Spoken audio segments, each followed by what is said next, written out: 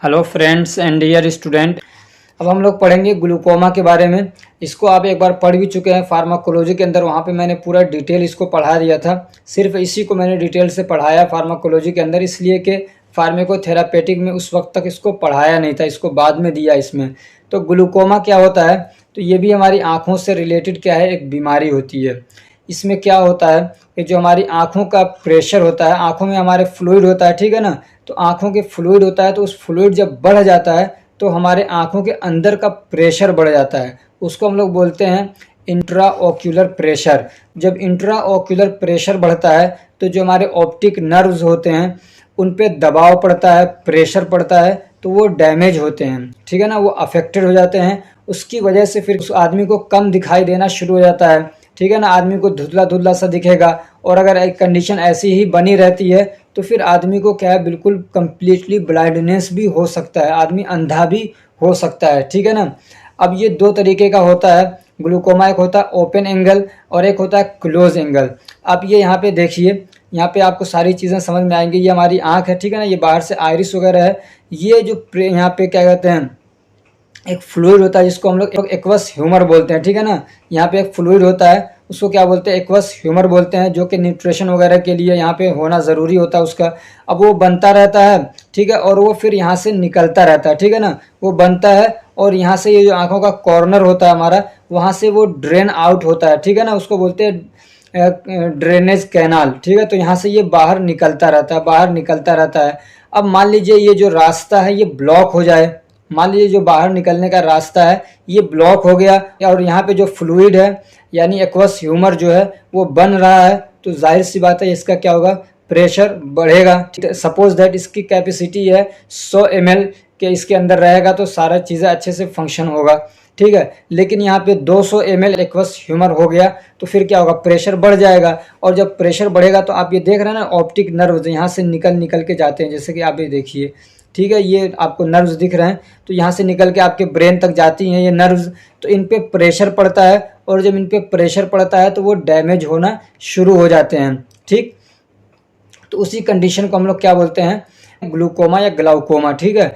अब ये जो क्या कहते हैं, जो ये जो ब्लॉकेज हो रहा है ये दो तरीके का होता है। एक होता है मतलब हल्का फुल्का हुआ, ठीक है, तो उसको हम लोग बोलते हैं ओपन एंगल। और एक होता है मतलब पूरी तरीके से बंद हो जाता है, उसको हम लोग बोलते हैं नैरो एंगल या क्लोज्ड एंगल बोलते हैं, ठीक है। तो ये दो तरीके का होता है, और भी 2-3 टाइप इसमें बनाए गए हैं, लेकिन ये दो मेन टाइप हैं, ओपन एंगल और क्लोज्ड एंगल या नैरो एंगल भी बोलते हैं उसको। आपको बहुत डिटेल में नहीं जाना, सिर्फ इतना याद रखिए, इसके अंदर जो फ्लूइड होता है, जब फ्लूइड बढ़ता है यानी उसका एक्यूमुलेशन होता है, वो बाहर निकल नहीं पाता है, इसका प्रेशर बढ़ जाता है। प्रेशर बढ़ता है तो इस पर दबाव पड़ता है, इस पर दबाव पड़ता है यानी ऑप्टिक नर्व पे दबाव पड़ता है, तो फिर आदमी को ग्लूकोमा हो जाता है। ये दो टाइप के हो गए, एक तो ठीक है ना, एक ओपन एंगल बोलते हैं या वाइड एंगल ग्लूकोमा बोलते हैं, दूसरा इसको एंगल क्लोज या नैरो एंगल ग्लूकोमा बोलते हैं। इसकी एटियोलॉजी क्या है, तो एग्जैक्ट कॉज मालूम नहीं है कि क्यों ये होता है, ठीक है ना, अननोन है। हाँ, इतना मालूम है कि जब इंट्राओक्यूलर प्रेशर बढ़ता है तब ग्लूकोमा होता है। अब इंट्राओक्यूलर प्रेशर बढ़ने के कारण भी एक दो हो सकते हैं, और भी हो सकते हैं जो हमको मालूम नहीं है। तो जैसे ये कि जो एक्वस ह्यूमर है उसका प्रोडक्शन बढ़ जाए बहुत ज़्यादा और वो निकल नहीं पा रहा है। दूसरा जो क्या कहते हैं, हमारा ड्रेनेज कैनाल है वो ब्लॉक हो जाए, ठीक है ना, उसका ब्लॉकेज हो जाए तो भी वहाँ से निकलेगा नहीं, तो इस तरीके से ग्लूकोमा हो जाता है। इसकी पैथोजेनेसिस क्या है, तो कोई भी एटियोलॉजिकल फैक्टर, जैसे कि मान लीजिए ब्लॉकेज हो गया, कैनाल जो है, ड्रेनेज कैनाल जो है वो ब्लॉक हो गया, ठीक है, तो फिर क्या होगा, एक्यूमुलेशन ऑफ फ्लूइड हो जाएगा।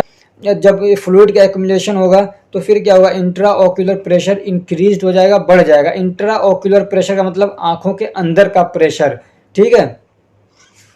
उसके बाद क्या होगा, डैमेज ऑफ ऑप्टिक नर्व।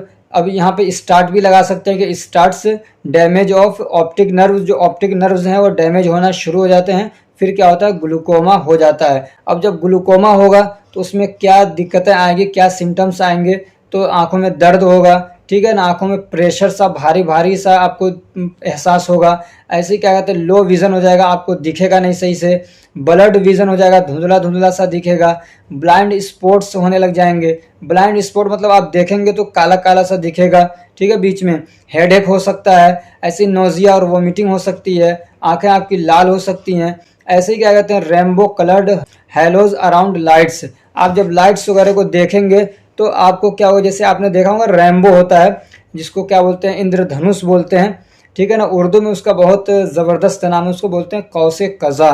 क्या बोलते हैं? कौसे कज़ा। तो जब आप लाइट को देखते हैं तो उस रेनबो जैसा एक आकार बन के नज़र आता है आपको रेनबो जैसा एक चित्र समझिए दिखने लग जाता है जब आप रोशनी को देखते हैं, ठीक है। तो ये कुछ सिम्टम्स इसके हो गए।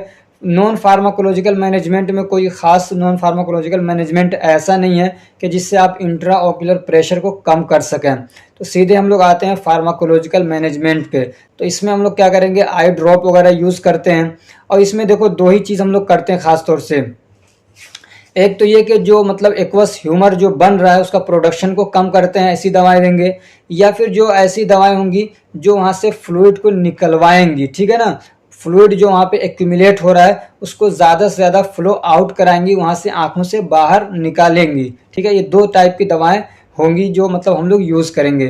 तो एक इसमें हम लोग यूज़ करते हैं बीटा ब्लॉकर्स, ठीक है ना। बीटा ब्लॉकर्स ये ड्रॉप के फॉर्म में आएंगे। एग्जाम्पल क्या है, बेथेक्सोलोल, ये क्या है फर्स्ट चॉइस है ग्लूकोमा के लिए, याद रखिएगा।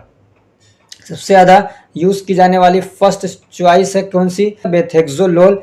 ऐसे ही टीमोलोल भी यूज़ किया जाता है, ठीक। और ये जो है ना, ये अलग अलग टाइप के जितने भी ग्लूकोमा है सब में इनको यूज़ किया जाता है। ये करते क्या है, तो जो क्या कहते हैं एक्वस ह्यूमर का प्रोडक्शन है उसको कम करते हैं ये, ठीक है ना। ये एक्वस ह्यूमर का प्रोडक्शन कम कर देते हैं, प्रेशर कम हो जाएगा। दूसरा क्या होता है, इसमें हम लोग टॉपिकल कोलिनर्जिक ड्रग यूज़ करते हैं, ठीक है।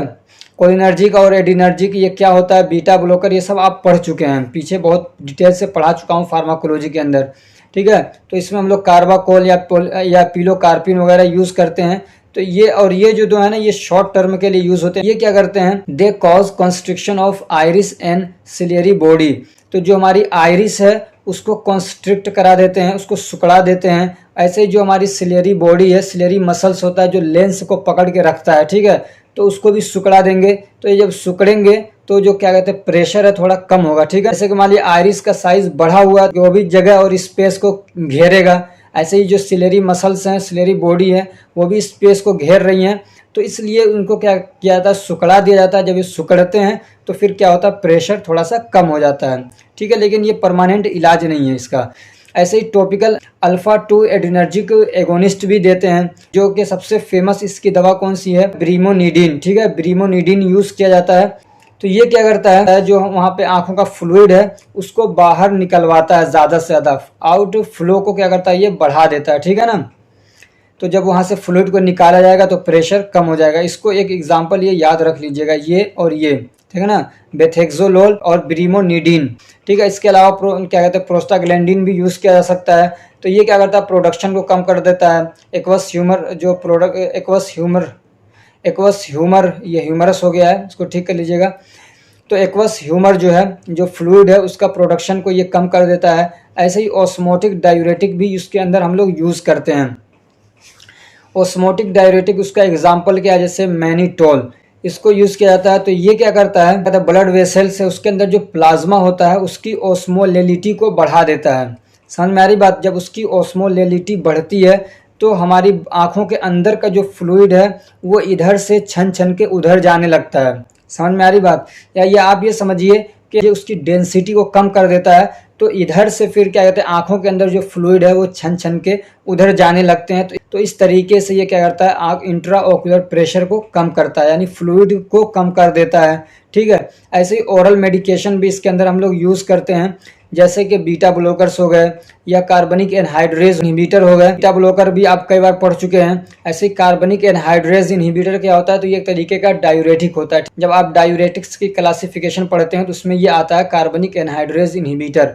तो ये लोग क्या करते हैं, ये जो आँखों का फ्लूइड है उसके ड्रेनेज को बढ़ाते हैं और एक्वस ह्यूमर के प्रोडक्शन को कम करते हैं, ठीक है। तो ये दवाएं भी ऑरली यूज़ की जाती हैं ग्लूकोमा के अंदर। ये जो आपका चैप्टर था और ये जो टॉपिक था, ये दोनों यहाँ पे कंप्लीट हो रहे हैं। अब हम लोग मिलते हैं नेक्स्ट चैप्टर के साथ। अगर ये हमारी कोशिश आपको अच्छी लग रही है, मेरा पढ़ाया हुआ आपको समझ में आ रहा है, तो कमेंट करके ज़रूर बताइए। और अब वीडियो को लाइक करिए, चैनल को सब्सक्राइब करिए और अपने फ्रेंड्स को भी शेयर करिए ताकि वो भी इससे फ़ायदा उठा सकें। Thank you so much for watching.